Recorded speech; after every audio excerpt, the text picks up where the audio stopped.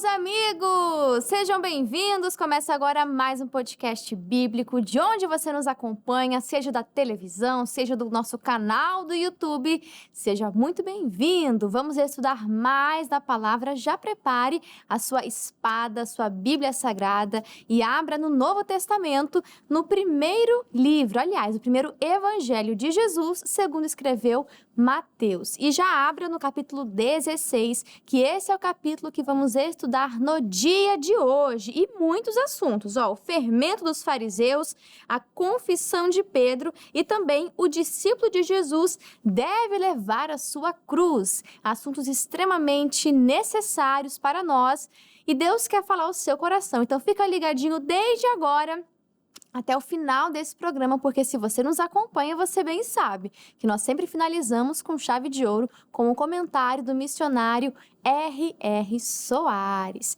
E além de você aí de casa que sempre nos acompanha, também estou muito bem acompanhada aqui nos nossos estúdios e começo apresentando ele e também querendo ouvir as expectativas para o programa de hoje. Seja bem-vindo mais uma vez, Joe Santos. Tudo bem, Júlia Nobre? Tudo bem você que nos acompanha aqui no podcast bíblico? É sempre um prazer estar aqui falando um pouco da palavra de Deus e podendo dividir esse conhecimento com todos vocês.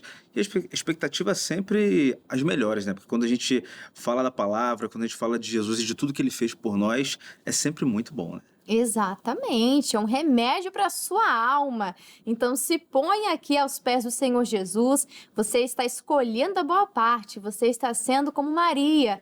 E o que Jesus falou? Essa parte não lhe será tirada. Então venha receber esse alimento e compartilhe também essa mensagem, nos ajude a espalhar essa mensagem, porque se é bênção para você, também será bênção para outras pessoas. Quem também está conosco no dia de hoje, dou aqui as boas-vindas para ele, um jovem que veio lá de Caxias. Levi, seja muito bem-vindo. Muito obrigado, Júlia, muito obrigado, Joe. Que possa ser um momento nosso de crescimento aqui, um partir do pão, para que a gente possa receber do alimento. Você também que está em casa, para que você também possa receber desse alimento, crescer e amadurecer no nome do Senhor Jesus. Amém, assim eu creio e assim a gente crê, né? Que a presença de Deus está aqui, que Ele vai agir com liberdade e falando no seu individual. A mensagem é uma, mas Deus vai tratar com você algo específico, então fica ligado, não fica disperso, não se distraia que Deus quer falar com você. E como nós sempre falamos, vamos convidar o Espírito Santo, ele é muito educado. Nós vamos convidá-lo para estar conosco, porque é um privilégio ter o autor do nosso lado nos dando aqui a interpretação correta. Vou pedir para o Joe trazer essa bênção, pode ser, Joe? Claro. Amém. Vamos orar.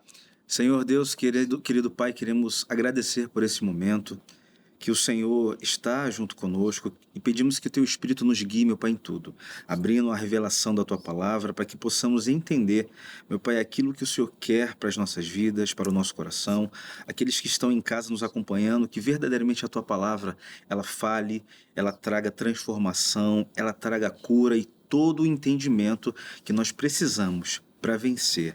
E no Teu nome nós te agradecemos, em nome de Jesus. Amém. Amém. Agora sim a gente pode começar o nosso estudo.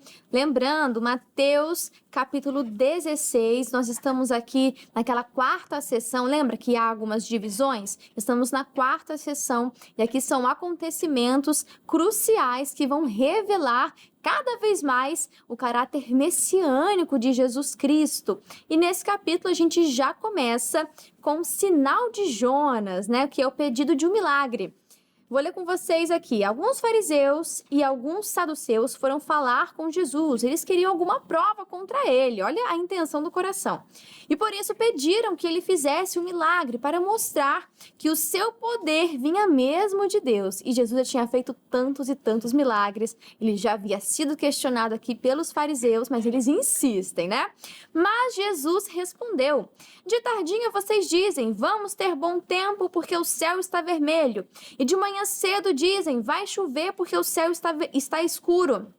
Olhando o céu, vocês sabem como vai ser o tempo. E como é que não sabem explicar o que querem dizer os sinais dessa época? como o povo de hoje é mau e sem fé. Vocês estão me pedindo um milagre, mas o milagre de Jonas é o único sinal que lhes será dado. Nós vemos que os fariseus e até os saduceus, que era uma outra divisão dentro do judaísmo, eles não criam em anjos ou eles não tinham essa crença. Então tinha essa diferença entre os grupos. E nós vemos como o coração deles é endurecido. Nós podemos perceber que Jesus já tinha feito muitos milagres e nada disso testificava no coração deles. Eles não queriam crer. E quando fala sobre o sinal de Jonas, que seria o único que seria dado, a gente até falou sobre isso aqui, diz que Jonas estava na barriga do peixe. Isso seria o equivalente a Jesus estar no túmulo. Até a duração, 3 dias e 3 noites que ele ficou na barriga do peixe, é o tempo ali que Jesus ficou também entre a sua morte e ressurreição. Jonas ressurge para cumprir sua missão e Jesus, ele ressuscita para cumprir ali o plano da salvação. E nós podemos perceber que muitas pessoas, Joe, não conseguem discernir os sinais, não conseguem olhar para a Bíblia Sagrada, e mais uma vez, até comentamos isso no outro programa, mas a respeito do fim dos tempos. Porque, gente, Jesus está às portas, o tempo está se acabando, e o tempo da misericórdia é agora, é hoje. Então, Jesus está às portas, os sinais estão aí, está cada vez mais claro, mas muitas pessoas não querem entender, Joe? Estão igual na época de Noé. Sim. E na época de Noé, a Bíblia fala que eles se casavam, se davam sem casamento, estava tudo normal, até que veio o dilúvio e eles puderam ver que aquilo que Noé, durante aqueles 100 anos, ele pregou era a realidade. É o que de fato também vai acontecer. Os sinais, eles já acontecem há bastante tempo, tanto que tem pessoas que falam, mas eu já ouço que Jesus vai voltar há muito tempo, eu já ouço sobre guerras há muito tempo e nada aconteceu, mas naquela época também era assim, também falavam a mesma coisa. Então, há uma importância muito grande nós estarmos ligados com tudo que Jesus ele tem nos ensinado e tem deixado para a gente há bastante tempo e acessível, porque está tudo na palavra de Deus. A gente tem percebido aí todas essas tensões, de guerra. A gente faltou pouco para a gente estourar a Terceira Guerra Mundial, né? Faltou pouco. Mas segundo a Bíblia, vai piorar, Sim. Muita coisa vai piorar, porque esse é o cenário ali que vai surgir o anticristo, Sim. que vai trazer a paz, a segurança, como diz a Bíblia, e depois Jesus vai voltar. Vai trazer uma ordem para um caos que parece que talvez não tenha ali uma solução, e a gente precisa entender que já está tudo aí, que nos 7 Exato. anos, os 3 anos e meio de paz. Então, quando a gente que conhece a palavra, a gente já fica ligado, porque os sinais eles já estão acontecendo há bastante tempo. Então, a gente tem que olhar para a palavra e de fato entender tudo que está aqui não é uma ficção, tudo que está aqui já está acontecendo. E como está a nossa vida em relação a Cristo, em relação à salvação, como está o nosso coração. A gente precisa se preocupar de fato, porque esse é o tesouro que a gente tem que guardar. A Bíblia fala lá em Apocalipse que a gente tem que guardar a nossa coroa, porque se a gente não tomar cuidado, ela vai ser tomada. Então a salvação é algo precioso que a gente precisa cuidar, Exatamente. E você falou sobre, mas eu já ouço isso há muito tempo. Jesus está voltando há muito tempo. Mas, gente, a Bíblia fala que são como dores de parto. Isso aí a gente pode perguntar, você pode perguntar para sua mãe quando foi que ela sentiu ali a falso, bolsa. Também. Tem contrações até de treinamento, sabia? Eu nem sabia que isso mesmo? existia. Existe, que é o corpo da mulher já se preparando para as contrações de fato. Mas enfim, pergunta depois para sua mãe. Quando foi que a bolsa estourou e qual foi o horário que você nasceu? Tenho certeza que tem um intervalo ali. Tem mulheres que ficam 6, 12, 24... Existem esses casos. Ou seja, os sinais começam a se manifestar. Só que eles são mais espaçados, tem um intervalo maior. Mas à medida que está chegando a hora do parto, as contrações ficam, menos espaçadas, ficam mais ritmadas. E você pode reparar, como nenhuma outra época, você sempre ouve falar de alguma tragédia, algum tipo de destruição natural, alguma coisa que está acontecendo, uma guerra, rumores de guerra, pestes. Crescimento da tecnologia de uma maneira... O amor se esfriando. Então, assim, são todos os sinais. E agora você percebe que está menos espaçado, ou seja, Jesus está às portas. E Levi, como o Joe falou, a gente tem que estar pronto. Como que está a vida dessa pessoa? Ela tem que se acertar, Poxa, engraçado é que olhando pelo lado dos fariseus, eles eram pessoas que tinham conhecimento. Porque se a gente for pegar a palavra em hebraico, fariseu, significa que eles eram separados para, ou seja, separados para ensinar. Eles tinham ali um conhecimento e Sabia de cor, né? Eles sabiam de cor o Pentateuco ali, Gênesis, Êxodo, Levítico, Número de Deuteronômio. Eles sabiam o que estava escrito. Mas mesmo assim, eles não praticavam aquilo que estava escrito. O próprio Senhor Jesus, ele chama aquela raça deles de hipócritas, de raça de víboras, porque eles tinham conhecimento, mas não praticavam. E às vezes a gente tem o conhecimento, mas a gente não pratica, e isso é muito, muito perigoso. Porque se a gente vê no livro de Ezequiel, Deus ele tem uma conversa com Ezequiel que ele fala sobre o atalaia, aquele que tinha essa responsabilidade de dar a palavra. E ele fala ao profeta Ezequiel, ele diz assim, se o atalaia ele não der a mensagem, o povo não recebe juízo. O juízo vai para o atalaia, aquele que não deu a mensagem. Mas quando o atalaia ele dá a mensagem, o Senhor Jesus ele veio à terra, ele deu a mensagem para todos, e nós hoje temos esse acesso à mensagem, o juízo vem sobre nós. Quando nós não fazemos a vontade de Deus, nós não cumprimos o que está escrito aqui nas palavras, o juízo vai vir. Sim, e Jesus condenou muito a hipocrisia, o legalismo dos fariseus. Então, assim, é um sinal de atenção. Conhecer a letra, conhecer até de cor, não quer dizer muita coisa se isso não está gravado no seu coração, se isso não é uma realidade na sua vida, no seu dia a dia, no seu comportamento, enfim. A gente precisa viver o evangelho verdadeiramente. Aí do 5 ao 12 a gente vai perceber, né, o fermento dos fariseus e dos saduceus. Já falamos aqui que o fermento ele é uma mentalidade, é um entendimento, e aqui no caso o entendimento é que está errado, né? Jesus fala contra os ensinamentos errados que eles estavam dando. E aí a gente pode seguir aqui, e no versículo 7 vai dizer, né? Aí os discípulos começaram a dizer uns aos outros. Ele disse isso porque não trouxemos pão. Porque os discípulos esqueceram de levar o pão, e aí Jesus começou a falar sobre fermento, e aí os discípulos falaram, estão falando, Jesus está falando isso porque a gente esqueceu de trazer o pão. E aqui eu queria chamar a atenção para a gente falar um pouquinho sobre isso, de que os discípulos, oh meu Deus do céu, como isso nos representa muitas vezes, né? A gente tem que mudar. Os discípulos, eles estavam entendendo tudo literalmente, estavam entendendo tudo no natural, ou seja, Joe, faltava, né, nos discípulos aqui um discernimento espiritual, faltava ali entender o que Jesus realmente queria dizer, não só o que está na superfície, mas pegar o espírito da coisa, e eles estavam muito naturais aqui, lembrando que existe aquilo que é o carnal, existe o espiritual, mas aqui no meio existe o natural. Cuidado em ser morno, né? Mas enfim, eles estavam muito naturais, né, Joe? Sim, e Jesus a todo tempo mostrando que eles deveriam passar por um lado espiritual, tanto que Jesus sempre ensinava e levava para esse lado. Só que eles não conseguiam captar. E muitas vezes nós nos colocamos também na questão dos discípulos, né? Às vezes a gente está ali sempre próximo de Jesus, a gente está próximo da palavra, a gente está na igreja, mas ainda tem coisas que a gente não consegue entender, justamente porque a gente está tentando compreender coisas espirituais de uma maneira natural. E as coisas de Deus, elas não podem ser discernidas assim, né? Tem que ser discernidas espiritualmente. Então, em que momento da nossa vida nós estamos hoje? Estamos muito naturais, a gente está muito espiritual, a gente precisa fazer essa reflexão para poder entender coisas que Deus ele quer revelar muitas vezes para nós mesmos. Se a gente não estiver pronto para receber, a gente vai discernir igual os apóstolos. Mas pão, fermento, o que é isso? Ele falou isso porque a gente não trouxe o pão.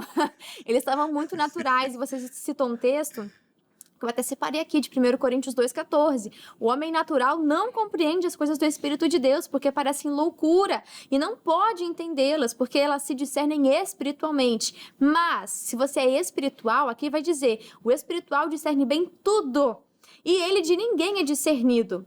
E aí aqui fala também, né, que nós temos a mente de Cristo. Então vamos orar, né, para ter essa mente de Cristo, para sermos pessoas, não é nem carnais, porque ali fala do pecado, mas não sermos naturais, que a gente possa andar no Espírito. Os filhos de Deus são guiados pelo Espírito de Deus. E aí a gente vai perceber aqui, do versículo 8, a resposta de Jesus. Vai falar assim, por que vocês estão conversando por não terem pão? Por que vocês estão falando?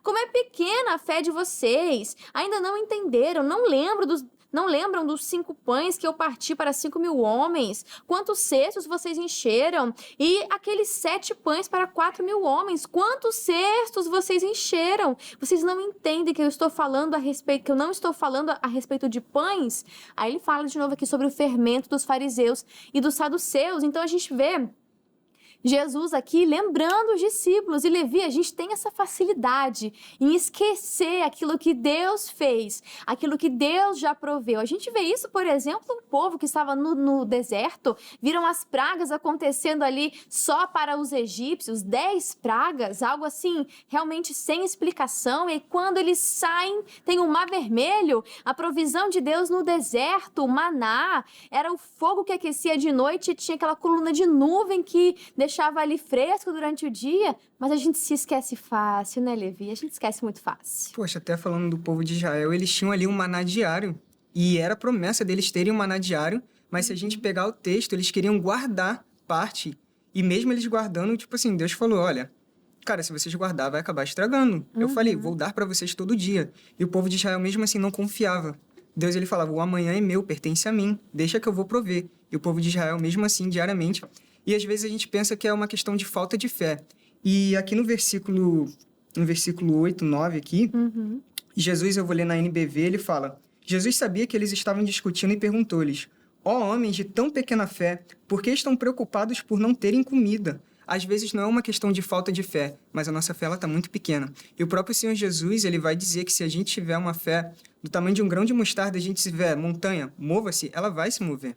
Às vezes não é a falta de fé, mas a nossa fé está muito pequena. Às vezes a gente não tem fé no filho, que o filho ele pode fazer, ele pode prover, mas com a fé pequena, nada pode ser feito. A Bíblia fala, quero trazer à memória aquilo que me traz esperança. Então, se lembre, você está num momento de dificuldade agora, se lembre de tudo aquilo que Deus já fez, de todo o cuidado que Ele já teve com você. E Ele vai continuar tendo, Ele não falhou até hoje. Ele vai decidir, vou falhar agora com a Maria, vou falhar agora com o João. Pelo amor de Deus, né, meu amigo? Vamos olhar para a Bíblia Sagrada e ver aqui o tanto que Deus, Ele é fiel com a sua palavra. Se a gente é que falha, a gente é que não é fiel para com Deus, falhamos, erramos, mas o caráter de Deus não muda, então nós precisamos confiar. Se Ele falou, não guarda o maná, amanhã vai ter de novo, então eu vou confiar na palavra de Deus.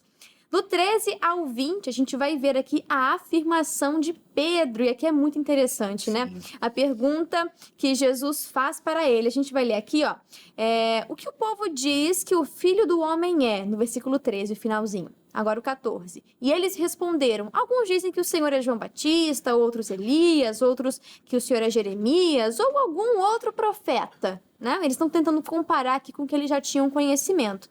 E aí no 15 ele faz uma pergunta que eu faço para você aí de casa. E você? Quem diz que eu sou? Será que a gente ia acertar, Joe, igual o Pedro acertou aqui nesse momento? Eu não posso afirmar isso, né? E você, quem diz que eu sou? O que Jesus é para você? O que Jesus representa para você? Ele é aquele que abençoa, mas você também não confia nele. E aí, o que Jesus é para você? Ele é o seu Salvador? Ele é a sua rocha inabalável? A sua confiança está totalmente nele? Ele é tudo na sua vida? Pode faltar tudo, mas não falta Cristo? Qual seria a sua resposta? Quem é Jesus para você? E aqui no 18 ao 19, a gente vai ver uma afirmação muito bonita, que vai dizer, né? No 17, perdão. Simão, filho de João, você é feliz, né? Bem-aventurado, porque esta verdade não foi revelada a você por nenhum ser humano, mas veio diretamente do Pai que está no céu. Na arca vai dizer, né? Não foi carne nem sangue. No 18. Portanto, eu lhe digo, você é Pedro, e sobre esta pedra construirei a minha igreja, e nem a morte poderá vencê-la. Olha que afirmação forte. Eu lhe darei as chaves do reino do céu. E o que você proibir na terra será proibido no céu, e o que permitir na terra será permitido no céu.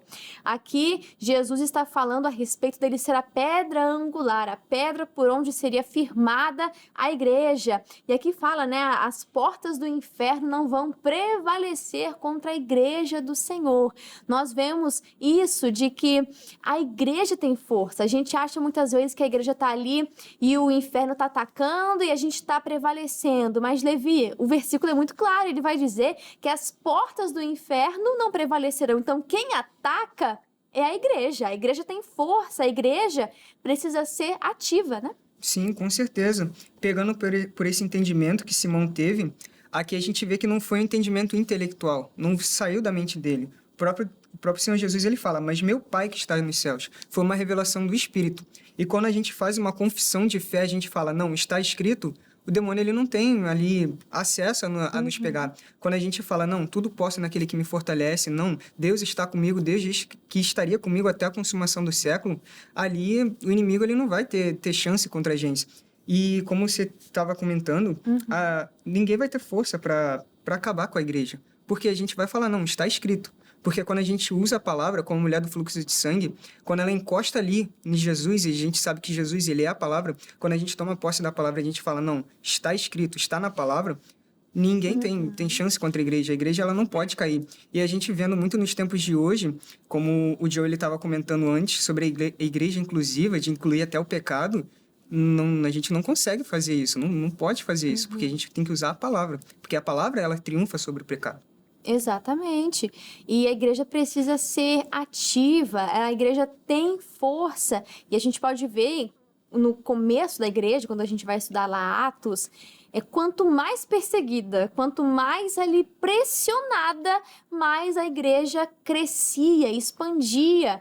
Então a gente não pode esmurecer. Às vezes, em países perseguidos, a fé das pessoas é até mais avivada, mais ativa. E a gente precisa despertar. A gente vive num país livre, glória a Deus por isso. Mas desperte, não se acomode, porque Deus quer fazer grandes agitos, grandes avivamentos. Mas a gente precisa estar ligado também. Nosso tempo está encerrando, vou correr aqui para o último bloco de assunto, que é do 21 ao versículo 28. Aqui vai dizer sobre Jesus falando sobre a sua morte e ressurreição. Pedro aqui ele vai ser repreendido. Pedro acabou de receber uma linda palavra do Senhor, né? 5 versículos depois. Mas no versículo seguinte vai falar, para longe de mim, Satanás. A gente fica até sem entender, né? Acho que Pedro na hora falou, ué... Mas, enfim, eu sei que Pedro aqui estava tendo as melhores intenções, só que Jesus precisava passar pela cruz. Se ele não tivesse passado pela cruz, nós não teríamos hoje esse acesso livre ao Pai, não teríamos a salvação por meio do Senhor Jesus. Então, às vezes, cuidado com as suas boas intenções, cuidado com alguns entendimentos que o mundo prega que parecem muito bonitos, mas que, na verdade, são mentiras do inferno, estão contra a palavra. E a gente tem que estar ligado no Espírito para poder discernir tudo isso. Parece muito bom, mas às vezes você tem que virar e falar no seu espírito, né? Para longe de mim, Satanás, não quero saber disso, não. E do 24 ao 28, a gente vai ver Jesus falando sobre o custo, o preço de ser um discípulo de Jesus. A gente viu agora Pedro sendo repreendido, ou seja, Jesus virou para Pedro e falou, não, eu vou tomar a cruz, eu preciso cumprir este plano. E aqui Jesus vai falar que não só ele vai passar pela cruz, no caso ele era física, né? Mas cruz no sentido de renúncia, de sacrifício, de morte para si mesmo.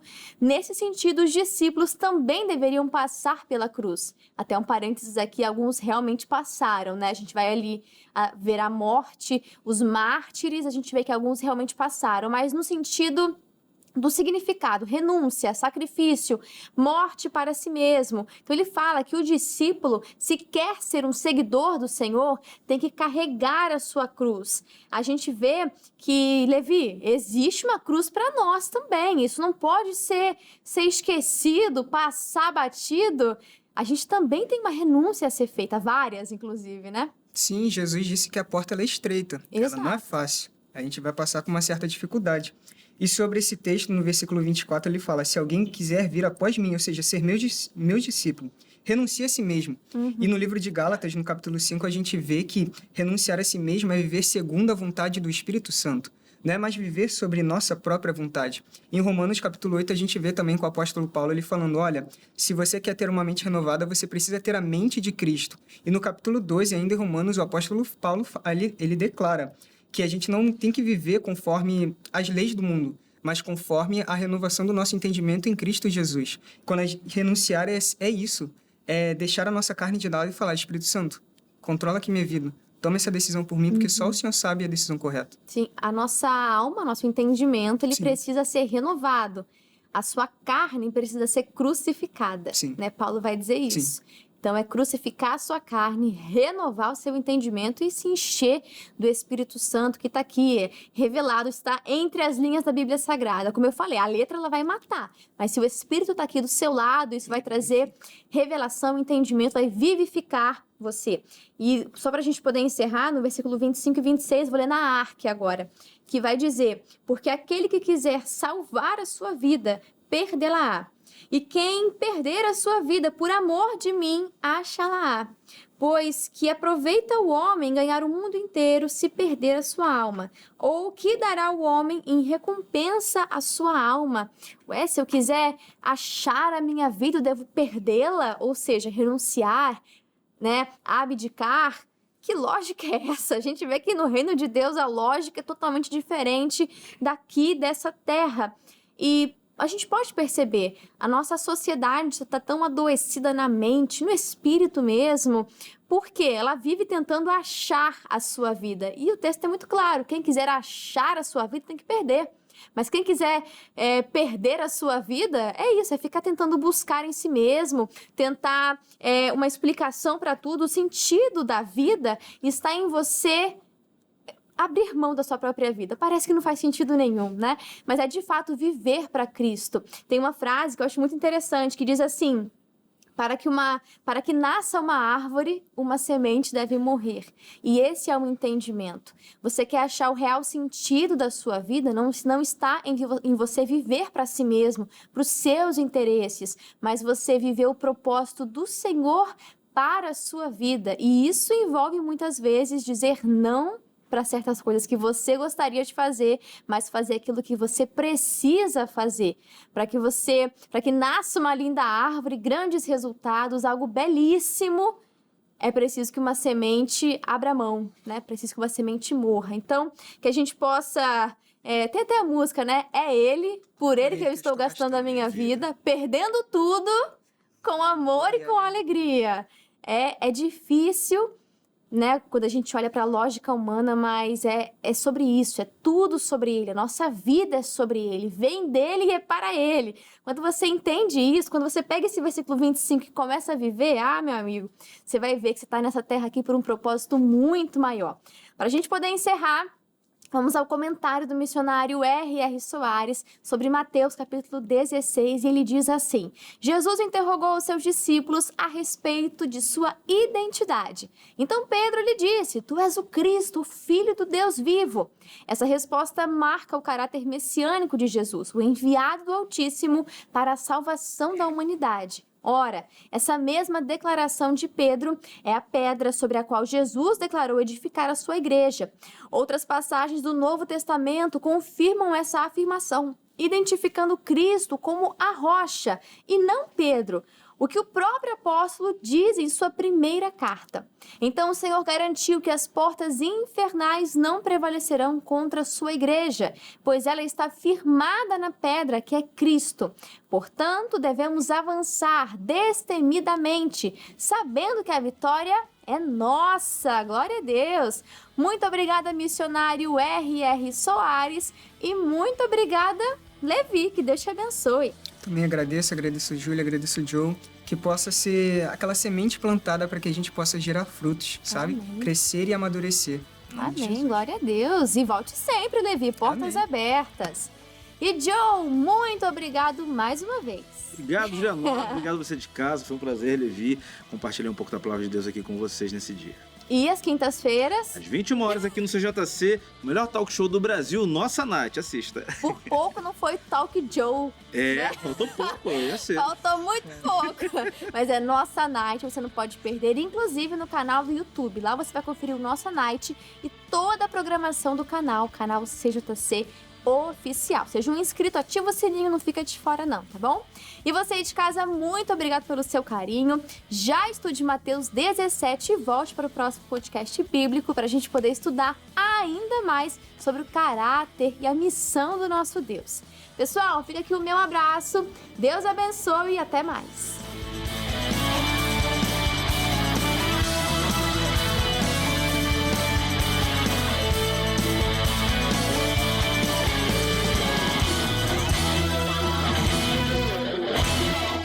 Você curtiu esse estudo? Deus falou ao seu coração? Então eu vou te fazer aqui 3 pedidos. O primeiro é para que você curta esse vídeo. É um sinal que você gostou e quer receber mais conteúdos como esse.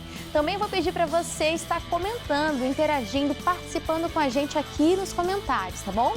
E o terceiro pedido é para que você nos ajude compartilhando. Se foi bênção para você, também vai ser bênção para outras pessoas. Então, compartilhe, nos ajude a espalhar essa mensagem. E agora, 2 convites. O primeiro, para você conhecer mais sobre o nosso canal aqui do YouTube. Tem uma playlist só com os podcasts bíblicos, com o livro de Provérbios e os futuros livros que a gente vai estudar juntos aqui. E o segundo convite é para que você venha conhecer nosso perfil lá do Instagram, @canal.cjc. Conteúdos exclusivos, novidades e muito mais, você só confere por lá, tá bom? Então é isso, pessoal. Fica aqui o meu abraço e Deus te abençoe.